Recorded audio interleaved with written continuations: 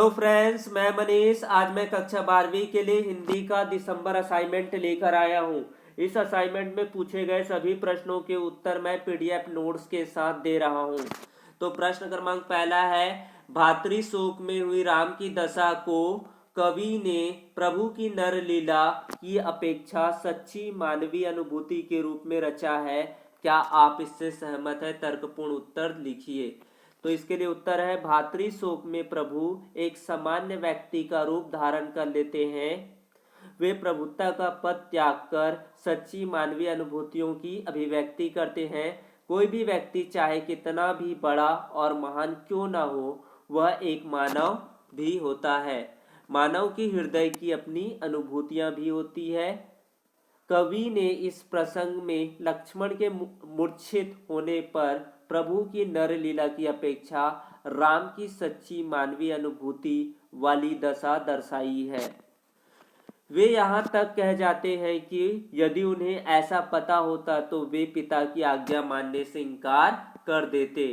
प्रश्न क्रमांक दूसरा है, निम्नलिखित अपठित पद्यांश को पढ़कर नीचे लिखे प्रश्नों के उत्तर लिखिए। इसके लिए मैंने प्रश्न भी दे दिया है और इसके लिए उत्तर भी लिखा है। तो पहला प्रश्न पूछा गया है, पाहुन किसे कहा गया है और क्यों? तो इसका उत्तर होगा, मेघ को पाहुन कहा गया है क्योंकि वे बहुत दिनों के बाद लौटे हैं और ससुराल में पाहुन की भांति उनका स्वागत हो रहा है। दूसरा प्रश्न है, मेघ किस रूप में और कहाँ आए? इसके लिए उत्तर होगा, मेघ मेहमान की तरह सज संवर कर गांव में आए। तीसरा प्रश्न है, मेघों के आने पर गांव में क्या क्या परिवर्तन दिखाई देने लगे? तो इसके लिए उत्तर होगा, मेघ के आने पर गांव के घरों के दरवाजे व खिड़कियां खुलने लगी, पेड़ झुकने लगे, आंधी चली और धूल ग्रामीण बाला की भांति भागने लगी। चौथा प्रश्न है, बूढ़ा पीपल किसके रूप में है, उसने क्या किया? तो इसके लिए उत्तर होगा, पीपल को गांव के बूढ़े व्यक्ति के रूप में दर्शाया गया है। उसने नवा आगंतुक का स्वागत किया। इसका पांचवा प्रश्न है, लता कौन है, उसने क्या शिकायत की? तो इसका उत्तर होगा, लता नवविवाहिता है जो 1 वर्ष से पति प्रतीक्षा कर रही है। उसे शिकायत है कि वह बादल पूरे 1 साल बाद लौटकर आया है। उसके बाद तीसरा प्रश्न है, जन्मजात धंधों में लगे श्रमिक कार्यकुशल क्यों नहीं बन पाते, कारण लिखिए। तो इसके लिए उत्तर होगा, जिन लोगों को जाति प्रथा के कारण जन्मजात धंधों को अपनाना पड़ा है, उसमें एक कभी भी कार्यकुशलता नहीं आ पाती।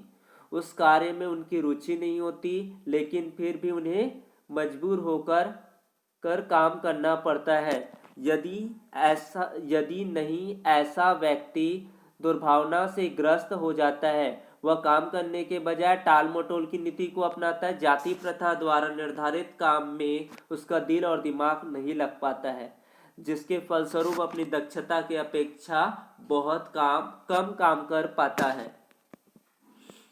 उसके बाद चौथा प्रश्न है, अपठित गद्यांश को पढ़कर पूछे गए प्रश्नों के उत्तर लिखिए। तो यहाँ पर भी कुछ प्रश्न दिए गए हैं। समाज के भ्रष्ट होने पर शिक्षक ने क्या किया? तो समाज के भ्रष्ट होने पर शिक्षक ने युग सर्जक की भूमिका का निर्वाह किया। दूसरा प्रश्न है, जीवन की मूल्यों की रक्षा का भार किस पर आता है? जीवन के मूल्यों की रक्षा का भार शिक्षक पर आता है। छात्रों की दृष्टि किस पर रहती है? छात्रों की दृष्टि शिक्षकों के क्रियाकलाप पर रहता है, एक्टिविटी पर रहता है। उसके बाद चौथा प्रश्न है, छात्र किसकी बातों को महत्वपूर्ण मानते हैं? छात्र अपनी शिक्षकों की बातों को महत्वपूर्ण मानते हैं। शिक्षक अपने छात्रों में से किस प्रकार जीवन मूल्यों का बीजरोपण कर सकते हैं? शिक्षक अपने छात्रों में छोटी छोटी नीतिपरक कथाएं सुनाकर उनमें जीवन मूल्यों का बीजारोपण कर सकता है। उसके बाद पांचवा प्रश्न, जीवन मूल्यों के संस्थापन का उत्तम काल कौन सा है? प्राथमिक स्तर के छात्रों का चित्त यानी कि मन होता है वो निर्मल होता है। यही काल छात्रों के जीवन में मूल्यों के संस्थापन का उत्तम काल होता है। इस असाइनमेंट का अंतिम प्रश्न है, जाति प्रथा को श्रम विभाजन का एक रूप न मानने के पीछे अंबेडकर के क्या तर्क है, लिखिए। जाति प्रथा को श्रम विभाजन का एक रूप न मानने के पीछे अंबेडकर के निम्नलिखित तर्क है या कारण है। पहला, जाति प्रथा श्रम विभाजन के साथ साथ श्रमिक विभाजन भी कराती है। सभ्य समाज में श्रमिकों का विभिन्न वर्गों में विभाजन अस्वाभाविक है। जाति प्रथा में श्रम विभाजन मनुष्य की रुचि पर आधारित नहीं है। इसमें मनुष्य के प्रशिक्षण अथवा निजी दक्षता का विचार किए बिना किसी दूसरे के द्वारा उसके लिए गए पेशे निर्धारित कर दिया जाता है। यह जन्म पर आधारित होता है। भारत में जाति तथा मनुष्य को जीवन भर के लिए एक पेशे में बांध देती है, भले ही वह पेशा उनके लिए अनुपयुक्त या अपर्याप्त क्यों न हो। इससे उसके भूखों के मरने की नौबत आ जाती है। Thanks for watching my video. Please subscribe here. अगर पीडीएफ नोट्स चाहिए तो उसके लिए टेलीग्राम चैनल को ज्वाइन कर सकते हैं। Thank you.